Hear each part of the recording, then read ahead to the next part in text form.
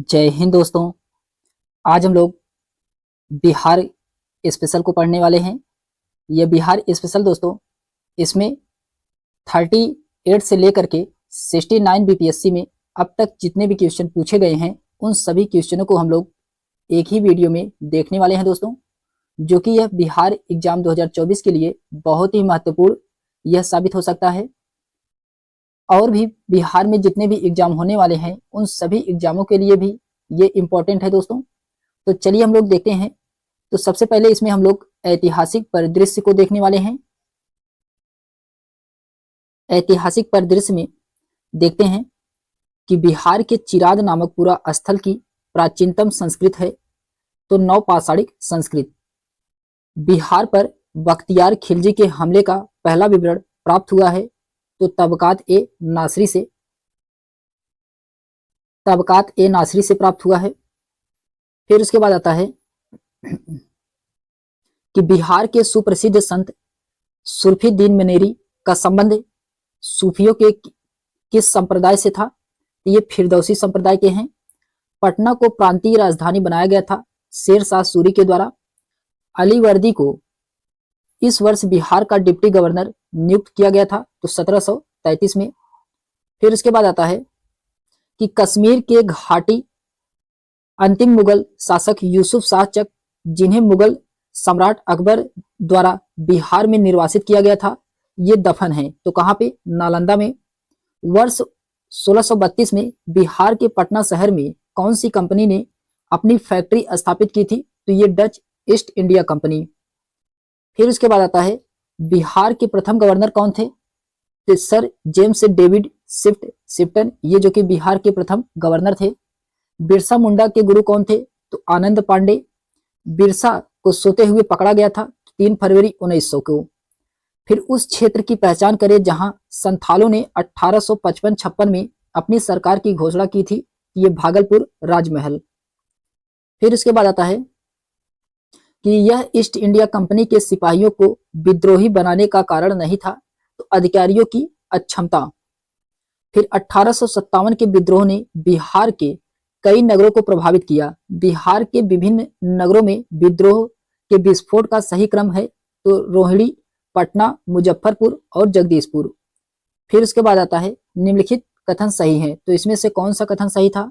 तो 1857 में दरभंगा, डूमरराव और हटवा के महाराजाओं और उनके साथियों जमींदारों ने आदमी तथा पैसे से अंग्रेजों की मदद की थी।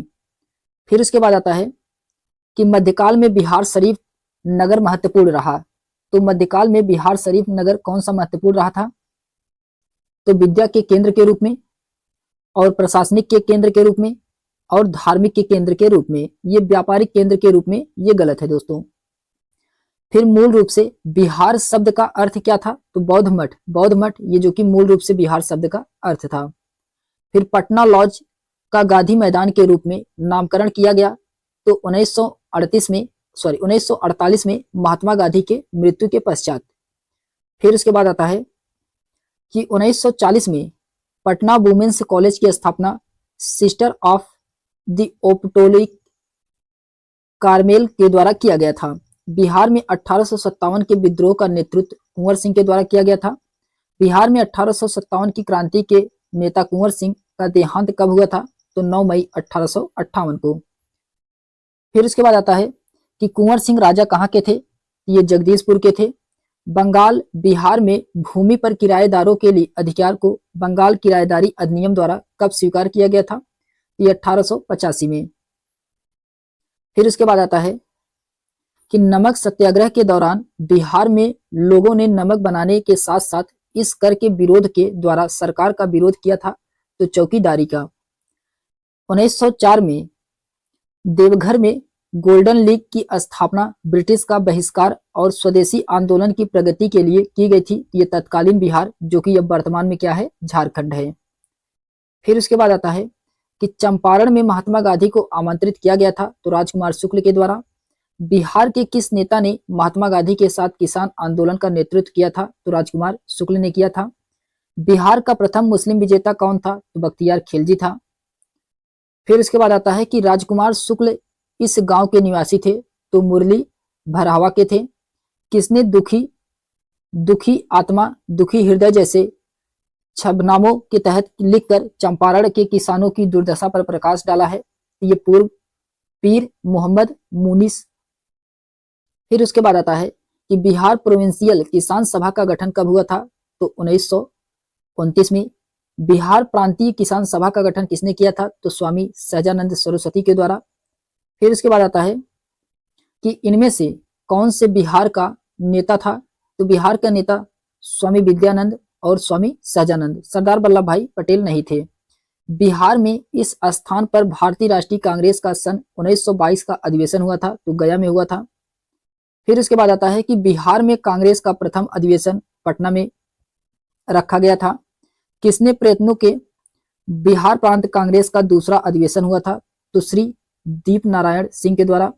बिहार के किस वकील ने असहयोग आंदोलन के समय अपनी लाभप्रद वकालत छोड़ दी थी? तो ये डॉक्टर राजेंद्र प्रसाद।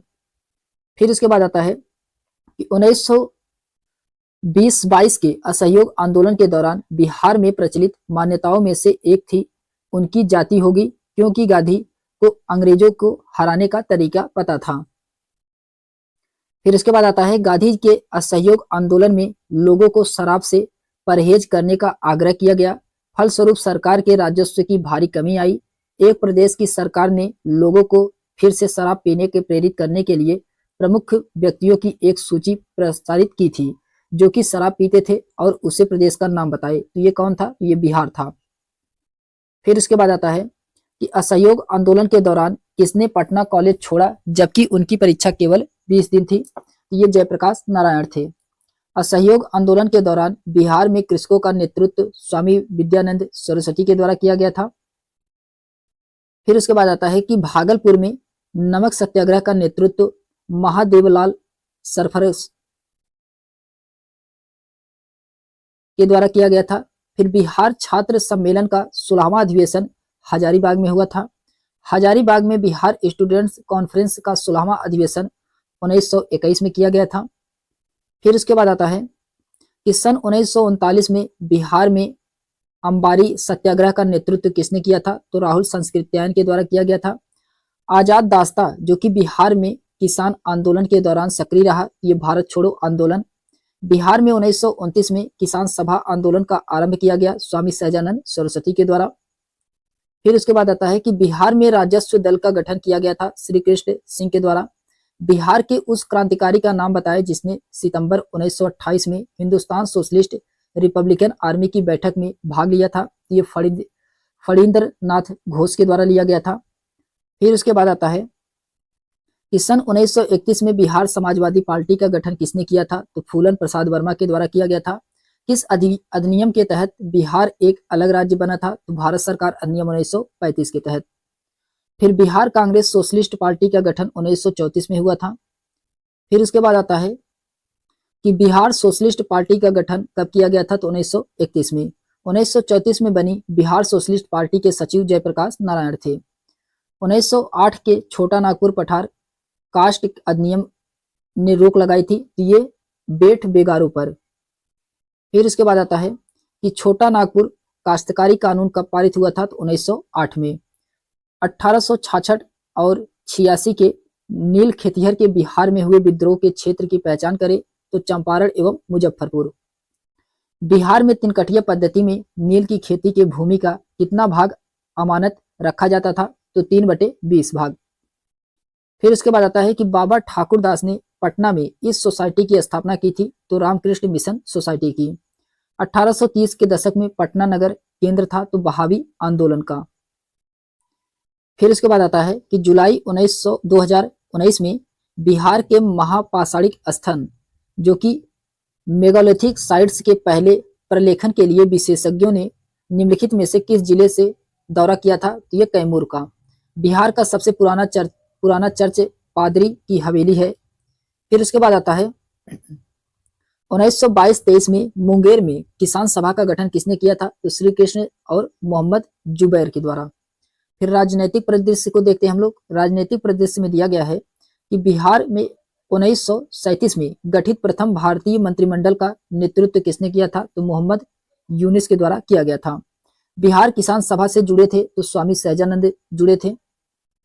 फिर उसके बाद आता है कि फरवरी 1938 में बिहार की चुनी हुई सरकार ने किस किस कारणवश इस्तीफा दिया था, तो राजनीतिक बंदियों को छोड़ने का। फिर आधुनिक बिहार का निर्माता माना जाता है तो सच्चिदानंद सिन्हा को। फिर उसके बाद आता है कि बिहार के छपरा निर्वाचन क्षेत्र में लोकसभा चुनाव 2004 में कब रद्द कर दिया गया और पुनः मतदान कब हुआ, तो 10 मई को और 31 मई 2004 को। फिर भारत के निर्वाचन आयोग ने कब बिहार विधानसभा 2020 के आम चुनाव के लिए प्रेस नोट जारी किया था, तो 25 सितंबर 2020 को। फिर इसके बाद आता है कि बिहार में फरवरी 2005 का अंतिम चरण चुनाव हुआ था, तो ये 93 सीटों के लिए।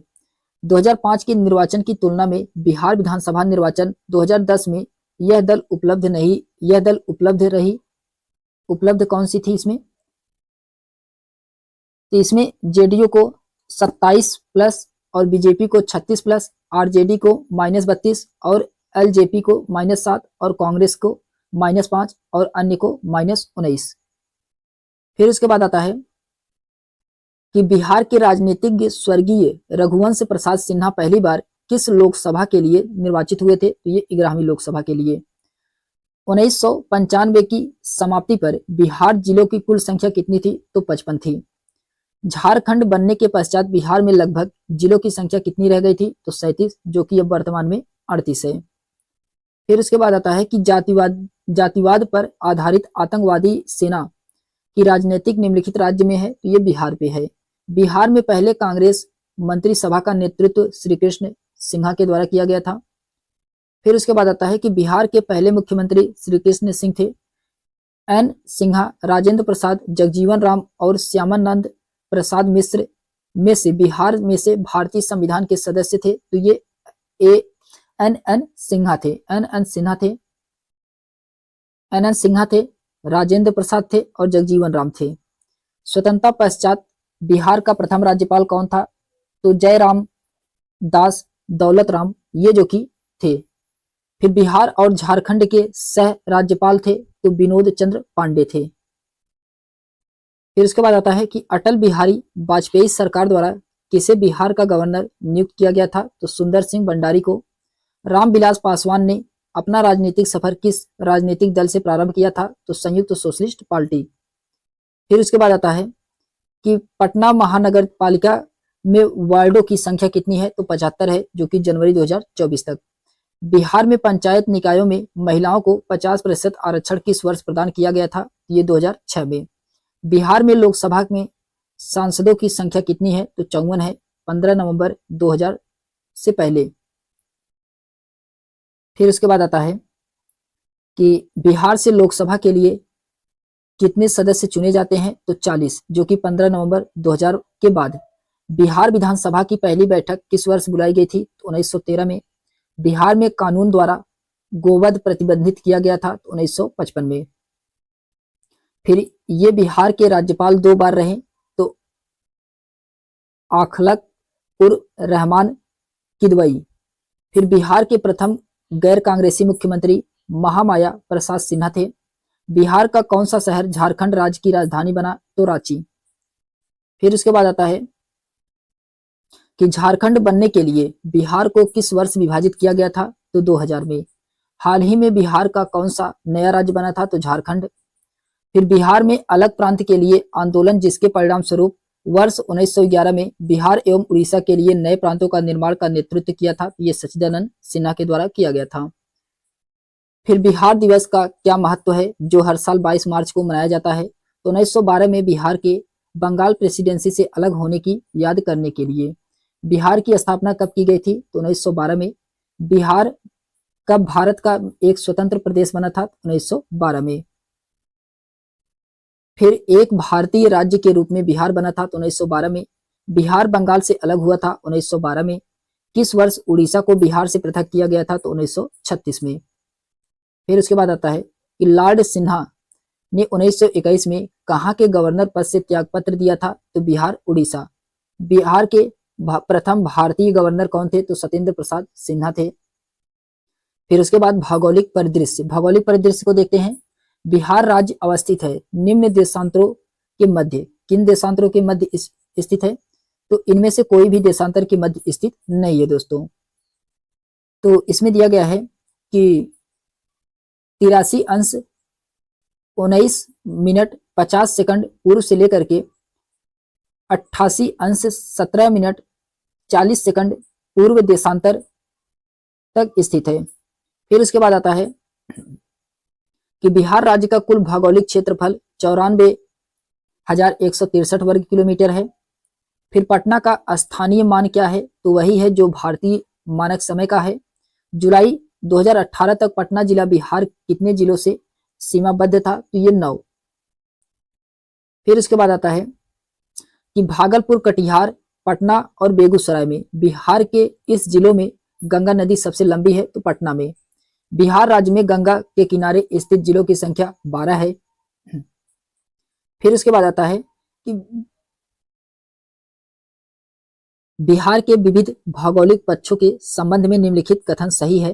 तो बिहार में रेशम उद्योग जो कि 1,50,000 से अधिक लोगों को स्वरोजगार प्रदान करता है।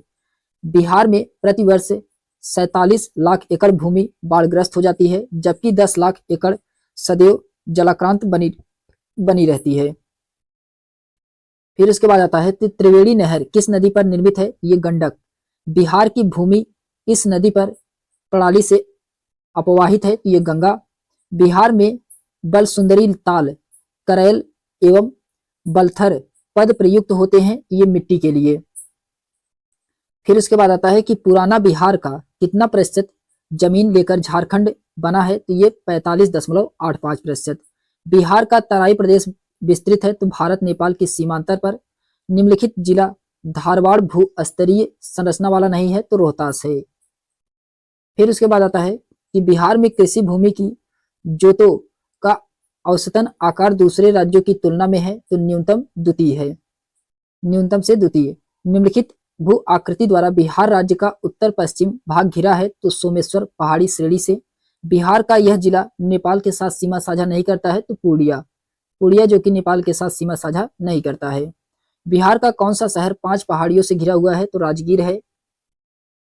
फिर उसके बाद आता है छोटा नागपुर पठार के जंगल हैं, तो पतझड़ और सवाना।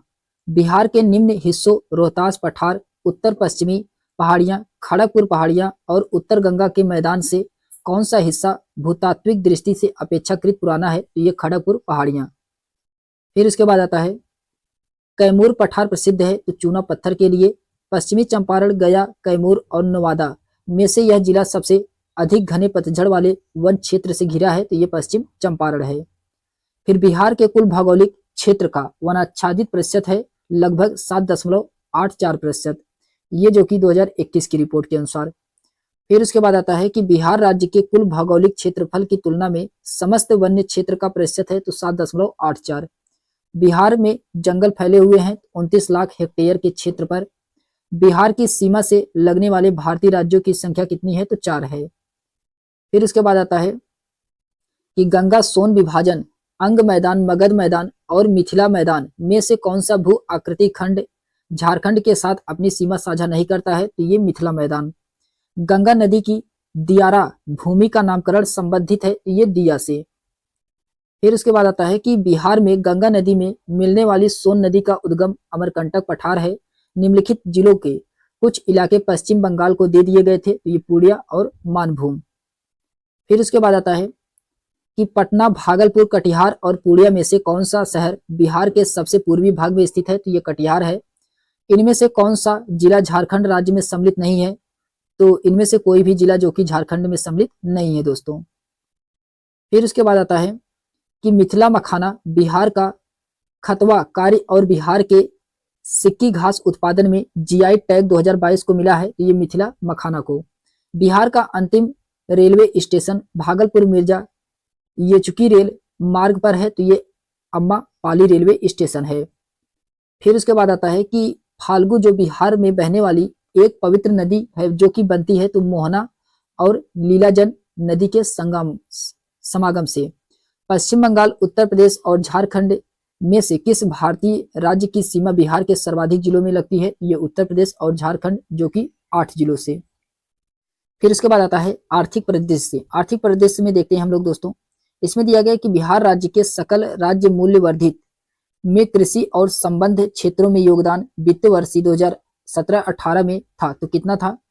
तो इसमें से कितना था दोस्तों? तो इसमें से कोई भी नहीं था, इसमें कोई भी ऑप्शन सही नहीं है दोस्तों। कि कितना था इसमें? तो 21% था, जो कि 2022-23 में ये 19.8% है। फिर उसके बाद आता है कि बिहार अर्थव्यवस्था की विकास दर 2018-19 में स्थिर कीमतों पर क्या थी? तो 10.53%।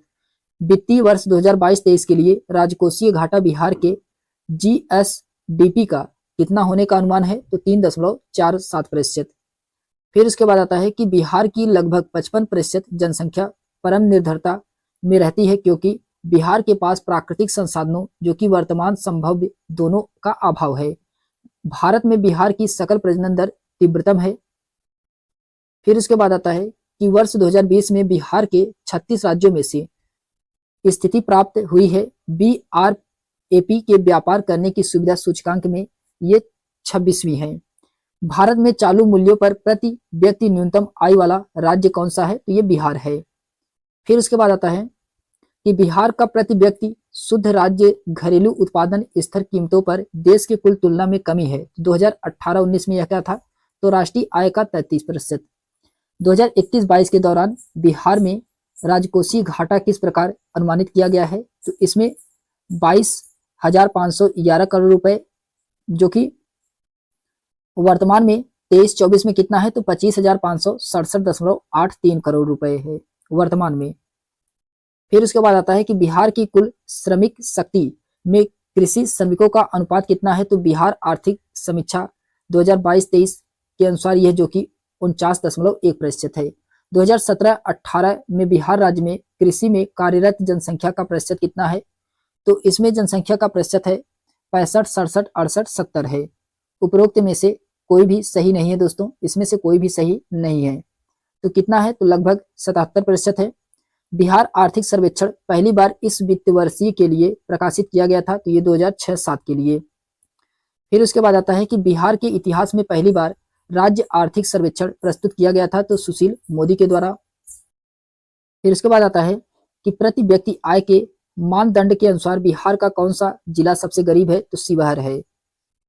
फिर उसके बाद आता है कि बिहार के आर्थिक सर्वेक्षण 2021-22 के अनुसार गलत कथन इसमें से कौन सा है? तो बिहार में प्राथमिक क्षेत्र 2.8% की दर से वृद्धि हुई है, ये जो कि गलत था दोस्तों।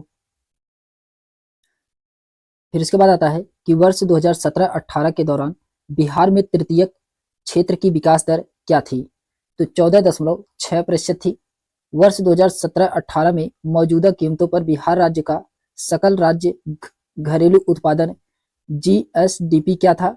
तो इसमें था 4,87,628 करोड़ रुपए, जो कि ये 2022-23 में कितना है? तो 7.5 लाख करोड़ रुपए।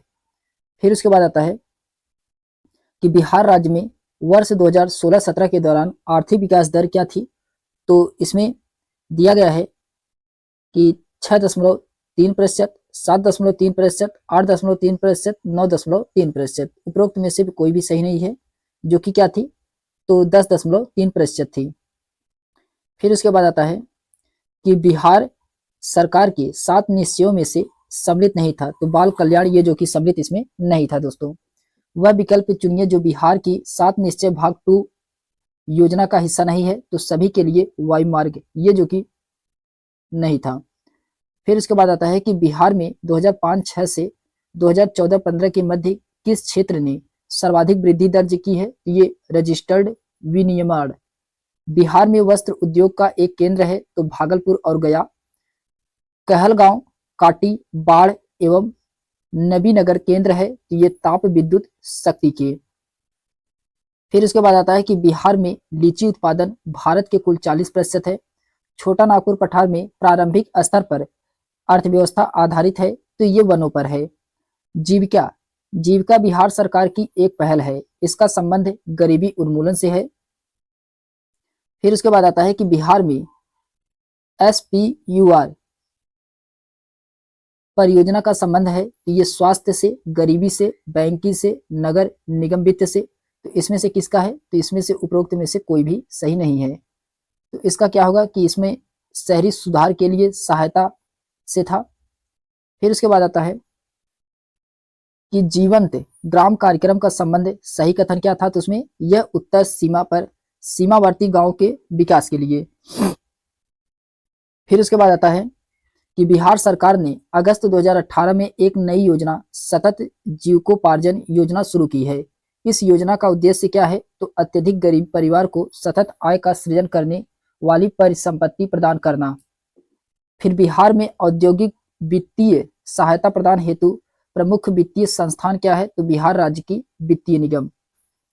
फिर उसके बाद आता है कि बिहार सरकार ने 1 अप्रैल 2019 से सार्वजनिक वित्तीय प्रबंधन प्रणाली CFMS शुरू की है। यह प्रणाली है तो राज्य में समस्त वित्तीय कार्यकल्पों को ऑनलाइन तथा कागज रहित बनाएगी। बिहार पर बकाया ऋण है तो कितना है बकाया ऋण बिहार पर? 2,97,908.99 लाख करोड़ रुपए, ये जो कि 2024-25 के अनुसार। फिर उसके बाद बिहार राज्य पर्यटन विकास निगम की टैगलाइन क्या है? तो ब्लिसफुल बिहार। वर्ष 2020-22 के लिए सबसे कम महिला कार्यबल भागीदारी दर कितने प्रतिशत पर बिहार में दर्ज की गई है? तो ये 4% जो कि ग्रामीण क्षेत्रों में और 6.5% शहरी क्षेत्रों में। फिर उसके बाद आता है कि बिहार का लिंग अनुपात 2015-16 में से बढ़कर 2020-22 में हो गया है। तो ये 1062 और 1090।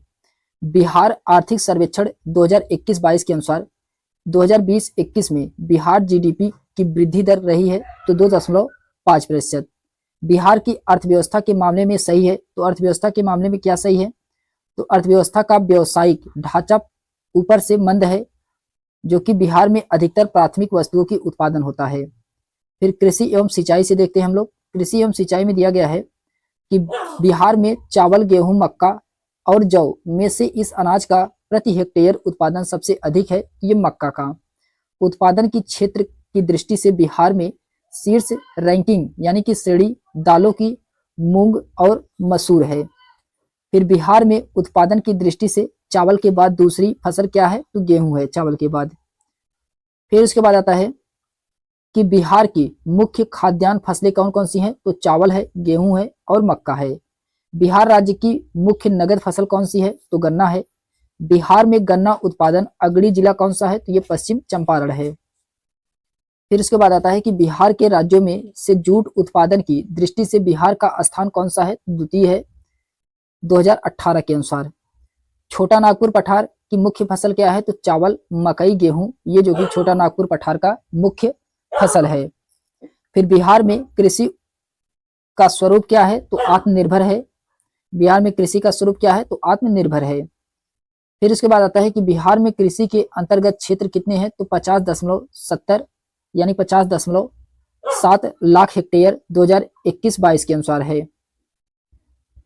फिर उसके बाद आता है कि भारत सरकार ने 2 जनवरी 2020 को बिहार राज्य को कृषि कर्मण पुरस्कार प्रदान किया है। यह पुरस्कार दिया गया था तो मक्का और गेहूं के उत्पादन और उत्पादकता के लिए। फिर उसके बाद आता है कि बिहार का सर्वाधिक जूट उत्पादन जिला पूर्णिया है। बिहार का अधिकांश क्षेत्र आच्छादित है तो कछारी मिट्टी से। बिहार के किस जिले में पिडमोंट स्वैम्प मिट्टी पाई जाती है? तो ये पश्चिमी चंपारण में। फिर उसके बाद आता है कि बिहार की सस्य गहनता है तो 145%, जो कि ये 21-22 के अनुसार। फिर उसके बाद आता है कि बिहार में मछली उत्पादन करने वाला अग्रणी जिला मधुबनी और दरभंगा है। बिहार में सिंचाई के संबंध में निम्नलिखित कथन में से सही नहीं है। तो बिहार के कुल सिंचित क्षेत्रफल का लगभग 30% नहर तथा 39% नलकूपों के द्वारा किया जाता है।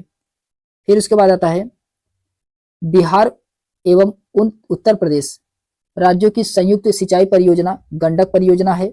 बिहार में कृषि योग्य भूमि का कितना प्रतिशत भाग सिंचित है? तो 50% से अधिक। फिर उसके बाद बिहार के क्षेत्रफल में कुल बोई गई भूमि का प्रतिशत 54.2% 2021-22 के अनुसार है। फिर बिहार में कृषि और ग्रामीण विकास के लिए किस प्रकार के बैंक स्थापित करने का प्रस्ताव है? तो ये कृषि यंत्र बैंक। सही सुमेलित है इसमें से कौन सा है? संयुक्त राज्य बिहार के लिए तो इसमें सूची फर्स्ट दिया गया है और सूची सेकंड दिया गया है। तो उत्तर तथा उत्तर पूर्वी बिहार मैदान ये जो कि 29.87% है। दक्षिणी बिहार मैदान ये 23.71% है। छोटा नागपुर पठार ये 26.14% है। फिर उसके बाद आता है छोटा नागपुर पहाड़िया ये 20.28% है। कि बिहार के किस जिले में सबसे अधिक नहर सिंचित क्षेत्र है, तो ये रोहतास में है। फिर उसके बाद आता है कि बिहार के राज्यों में से जूट उत्पादन की दृष्टि से बिहार का स्थान कौन सा है, तृतीयक है 2021-22 के अनुसार। खनिज संसाधन में आइए देखते हैं हम लोग। इसमें दिया गया है कि बिहार में कोयले का अनुमानित भंडार 3,464 मिलियन टन है। फिर पलामू यानी कि रांची इस खनिज के लिए प्रसिद्ध है, तो लौह अयस्क के लिए फेमस है। फिर कथन सही है, कौन सा कथन सही है, तो रोहतास में पायराइट का सर्वाधिक भंडार है। चूना पत्थर कैमूर मुंगेर रोहतास जिले में पाया जाता है। जमुई जिले में सोने के भंडार पाए जाते हैं। फिर उसके बाद आता है खनिज और जिले के जोड़े में से सही है, तो ये लाइमस्टोन कैमूर ये सही है इसमें। फिर उसके बाद आता है कि झारखंड में लौह अयस्क प्राप्त होता है, तो पश्चिम सिंहभूमि जिले में। फिर बिहार के इस जिले में सबसे अधिक सोने का भंडार मिला है, तो ये जमुई में। भारत में बिहार अग्रणी उत्पादक है, तो पाइराइट का। फिर इसके बाद आता है कि भारत में निम्नलिखित के उत्पादन में बिहार का एकाधिकार है, ये पाइराइट का। संसार का सर्वोत्तम खनिज अभ्रक प्राप्त होता है, तो हजारीबाग से। फिर इसके बाद आता है जनसंख्या एवं नगरीकरण के अनुसार देखते हैं हम लोग। इसमें दिया गया है कि 2001 की जनगणना के रिपोर्ट के अनुसार किस राज्य में साक्षरता दर सबसे कम है, ये बिहार में है। 2002 के अनुसार बिहार में जन्म दर प्रति हजार क्या है, तो 30.9 और 25.5 ये 2020 में है। फिर उसके बाद आता है कि बिहार राज्य की शिशु मरणांक की दर कितना है, तो झारखंड से अधिक है। फिर 2011 के जनगणना के अनुसार बिहार के किस जिले में सर्वोच्च घनी आबादी प्रति वर्ग किलोमीटर दर्ज की गई है, ये शिवहर में। किशनगंज, अररिया, मधेपुर और खगड़िया जिलों में 2001 से 11 के दौरान कहाँ सर्वाधिक जनसंख्या वृद्धि हुई है, ये मधेपुरा में हुई है। फिर उसके बाद आता है कि बिहार के पटना, गया, दरभंगा और समस्तीपुर जिलों में सबसे बड़ा जिला कौन सा है, तो गया है। भारत की कुल जनसंख्या में बिहार की जनसंख्या का क्या प्रतिशत है, तो 9% है 2011 के अनुसार। बिहार में साक्षरता का प्रतिशत है लगभग 61.8% 2011 के अनुसार, 61.8%। फिर इसके बाद आता है कि बिहार के वे जिले कौन से हैं जिसमें 2001 और 11 में क्रमशः सबसे कम ग्रामीण महिला साक्षरता दर थी, ये किशनगंज और सहरसा थी। बिहार के जिलों का अवरोही दशकीय जनसंख्या वृद्धि दर क्या है, तो सिवान है, किशनगंज है और मधेपुरा है। फिर उसके बाद आता है कि बिहार की 1981 और 91 के दशक में जनसंख्या वृद्धि दर कितनी है, तो 23.38% है और 2001 से लेकर के 11 तक 25.4 है। 2011 की जनगणना के अनुसार बिहार के इस जिले में सर्वोच्च लिंगानुपात दर्ज किया गया है, तो ये गोपालगंज में दर्ज किया गया है। फिर उसके बाद आता है 2011 की जनगणना के अनुसार बिहार के इस जिले में पुरुषों और महिलाएं ज्यादा हैं, तो ये गोपालगंज में है। भारतीय जनगणना 2011 के अनुसार बिहार राज्य में लिंगानुपात कितना है, तो 918 है। बिहार के इस जिले में साक्षरता दर सबसे अधिक है, तो ये रोहतास में है। फिर उसके बाद आता है कि भारत के 36 राज्यों या केंद्र शासित प्रदेशों में से 2011 की महिला साक्षरता दर के अनुसार बिहार का ऊपर से स्थान है, तो 36वां स्थान है। फिर उसके बाद आता है कि जनगणना 2011 के अनुसार बिहार में बाल लिंगानुपात क्या था, तो 935 है। बिहार राज्य की कुल जनसंख्या 104.1 मिलियन 2011 की जनगणना के अनुसार है। बिहार में ग्रामीण अनुपात शहरी जनसंख्या का क्या अनुपात है, तो इसमें 88.7 अनुपात 11.3 है। फिर उसके बाद आता है कि 1991 की जनगणना के अनुसार बिहार में शहरी जनसंख्या का अनुपात क्या है, तो 13.14% है। बिहार के आर्थिक सर्वेक्षण 2021-22 के अनुसार वर्तमान में राज्य में शहरीकरण का स्तर क्या है, तो 15.3% है। जनसंख्या घनत्व के आधार पर बिहार का स्थान भारत में प्रथम है, 1106 है। फिर उसके बाद आता है कि भारत में जनसंख्या घनत्व की दृष्टि से बिहार का क्रम क्या है, तो प्रथम है। भारत में बिहार की जनसंख्या तीसरी सबसे अधिक है। 1991 की जनगणना के अनुसार जनसंख्या के आधार पर भारत में कौन सा राज्य दूसरे नंबर पर बड़ा राज्य माना जाता है, तो ये बिहार है दोस्तों। फिर उसके बाद आता है कि 2001 के जनगणना के अनुसार बिहार राज्य भारत का सबसे बड़ा राज्य है, तो तीसरा है। 2011 के बिहार के कितने जिलों में 10 लाख से कम जनसंख्या थी, तो ये 3 जिलों में। शहरीकरण बढ़ाते हुए स्तर के अनुमान बिहार के जिलों का सही क्रम क्या है, तो नालंदा है, मुंगेर है, फिर उसके बाद पटना आता है। फिर उसके बाद पर्यावरण एवं संस्कृति से देखते हैं। फिर इसमें दिया गया है कि बिहार का प्रथम रामसर क्षेत्र स्थित है, तो ये बेगूसराय कांवर झील है।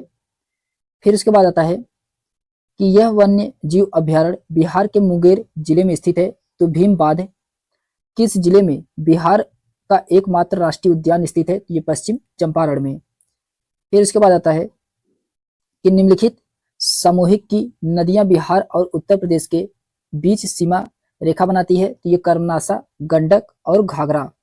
बिहार में दामोदर प्रवाहित होती है, तो एक अभ्रंश घाटी में। बिहार में उत्तर की ओर प्रवाहित होने वाली नदियां हैं, तो ये कौन कौन सी नदी है, तो ये बागमती है, कमला है, कोसी है और गंडक है। फिर निम्नलिखित नदियों में कौन बिहार में गंगा से मिलती हैं, तो गंडक, सोन, घाघरा, पुनपुन, ये चारों नदियां जो कि गंगा से मिलती हैं। फिर उसके बाद आता है कि बिहार के प्रशासनिक विभागीय जोड़े से गंगा नदी नहीं बहती है, तो ये कोसी मगध बिहार में स्थित है, तो अनुपम झील है। सोन और गंगा नदी का संगम बिहार के किस जिले में स्थित है, तो ये पटना में है। फिर उसके बाद आता है उत्तर बिहार प्रसिद्ध है तो बाढ़ के लिए। प्रधानमंत्री नरेंद्र मोदी ने हाल ही में मंडल बांध परियोजना की नींव किस नदी पर बनाने के लिए रखी है, तो ये उत्तर कोयल। बिहार का अद्वितीय त्योहार है तो छठ पूजा। इस नगर में सूर्य मंदिर स्थित है, तो ये देव में है।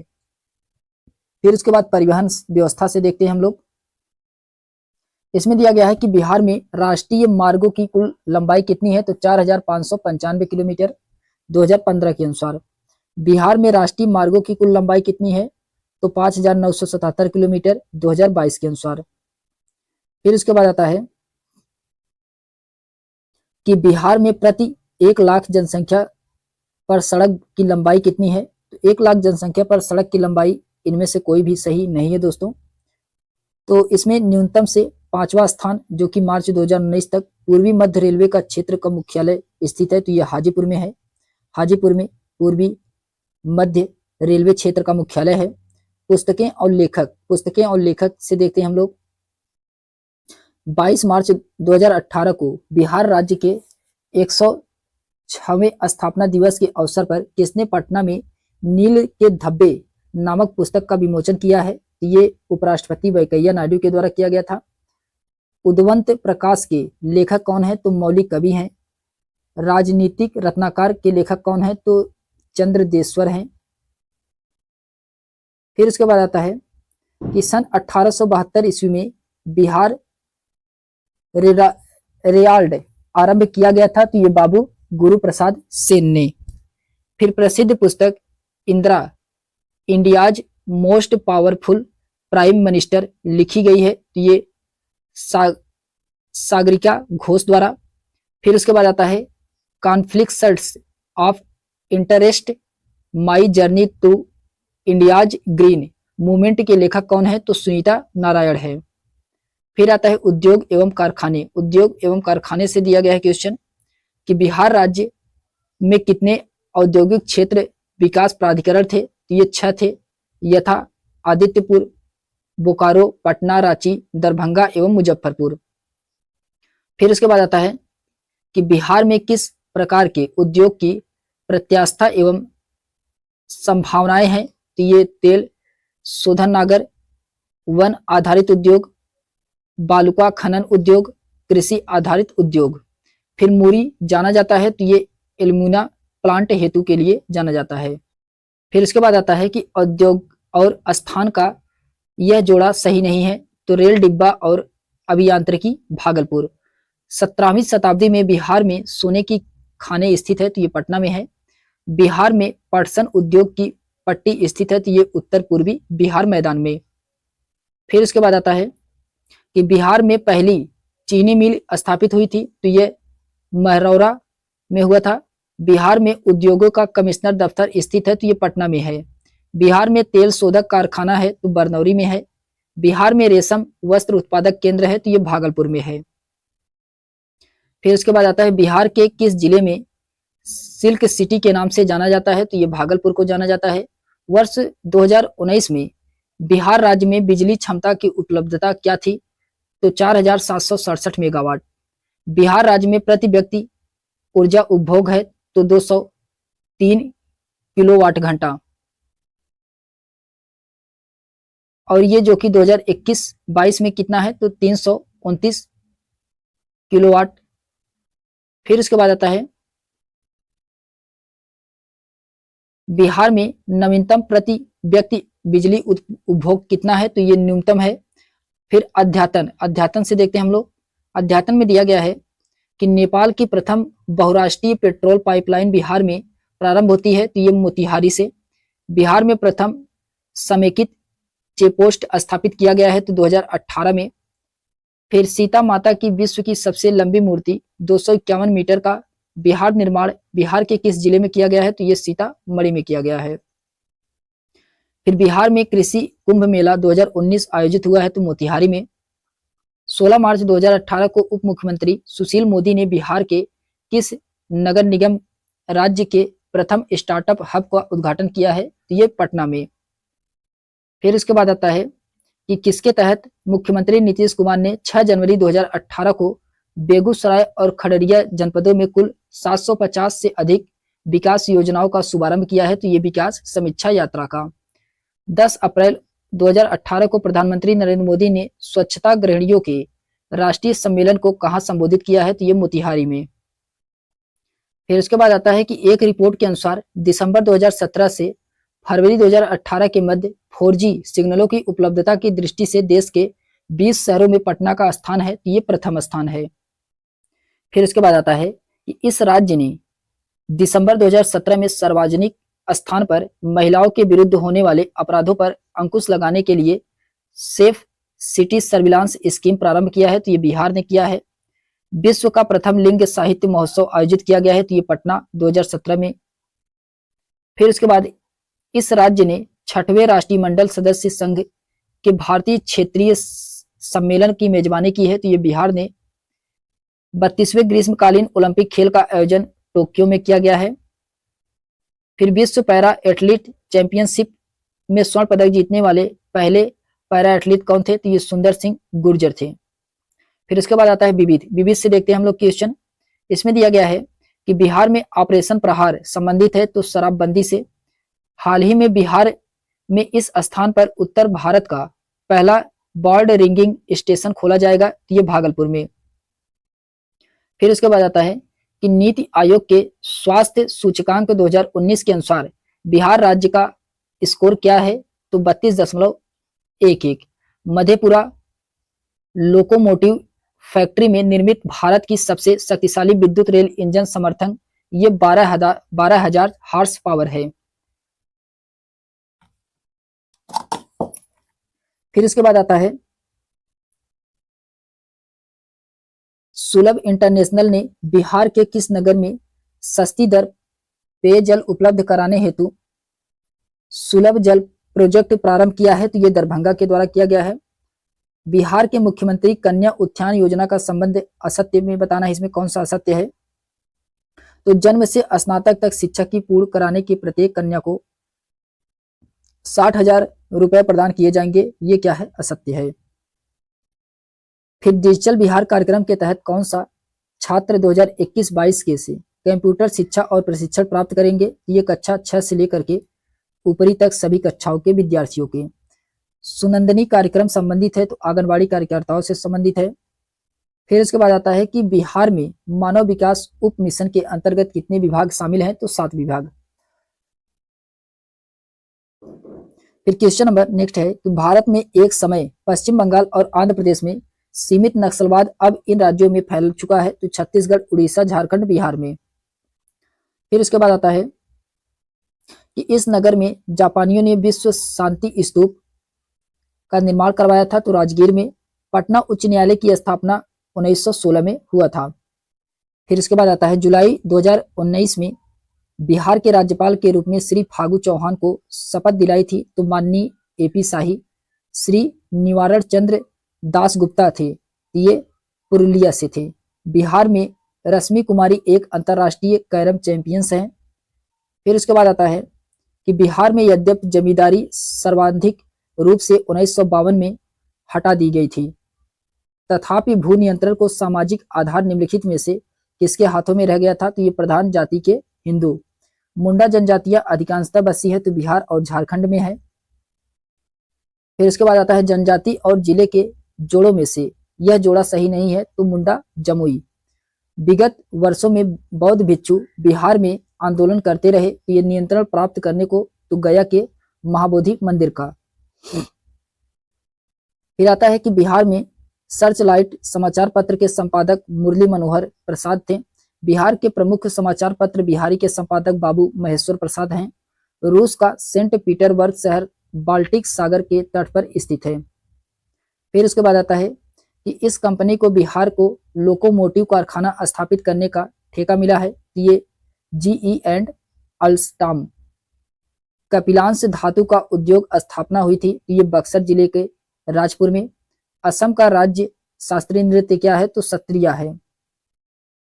फिर उसके बाद आता है कि अर्जुन पुरस्कार प्राप्त करता और खेल दिया गया है अतानु दास, ये जो कि तीरंदाजी से हैं। सावंत अजय अनंत, ये घुड़सवारी से हैं। काले रासिका सुधाकर, ये खो खो से हैं। दत्तू बावन बोकनाल, ये नौकायान से हैं। फिर उसके बाद आता है कि 18वीं सदी में यूरोप के लोगों ने आलू की खेती भारत में शुरू की। सर्वप्रथम विश्व के इस क्षेत्र में आलू की खेती विकसित हुई थी, ये दक्षिण पेरू में। अंगूरी मदिरा पैदा करने वाला फ्रांस का प्रदेश नहीं है, तो ससेन। फिर उसके बाद आता है कि डॉक्टर एपीजे अब्दुल कलाम ने यह पुस्तक नहीं लिखी थी, तो response in the living and the non living. Iraq का सबसे बड़ा अल्पसंख्यक समुदाय है, तो कुर्द। डिजिटल हस्ताक्षर करने हेतु इसका प्रयोग करते हैं, तो निजी कुंजी का। फिर इसके बाद आता है कि भारतीय रुपए का विशिष्ट प्रतीक का डिजाइन तैयार किया गया था, तो डॉक्टर उदय कुमार द्वारा। फिर इसके बाद आता है सतीश धवन अंतरिक्ष केंद्र श्रीहरिकोटा में स्थित है। दिव्यांग कलाकार मुकुंद लाल गांगुली, उन्हें मंच नाम अशोक कुमार के नाम से जाना जाता था, उनका जन्म कहाँ हुआ था? तो भागलपुर बिहार में हुआ था। तो हम लोगों ने दोस्तों बिहार स्पेशल को पढ़ा है। तो आज के लिए बस इतना ही। हम लोग मिलते हैं एक नेक्स्ट वीडियो में। अगर ये वीडियो आपको पसंद आई हो तो लाइक शेयर सब्सक्राइब अवश्य करें। तब तक के लिए धन्यवाद दोस्तों।